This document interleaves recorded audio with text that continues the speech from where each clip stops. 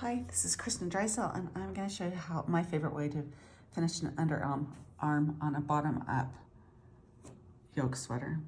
So I like to bind off the edges instead of leaving them live.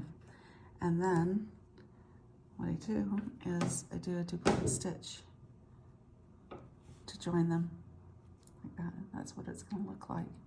That's how you do it. So you come up the center of the stitch, and then you go into the bottom of the stitch on the top of the hole. Come over, I'm making a knit stitch, bringing it down, and then go to the next stitch. One swoop, see? And then I'm going to pull on it until it looks like the same size, and then move on to the next one. This makes a beautiful finish. You can, with the duplicate stitch, you can dictate the size of the stitch so that it's exactly the same.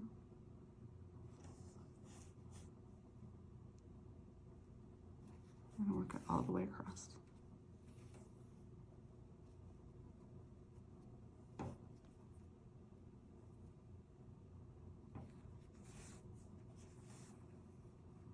Okay.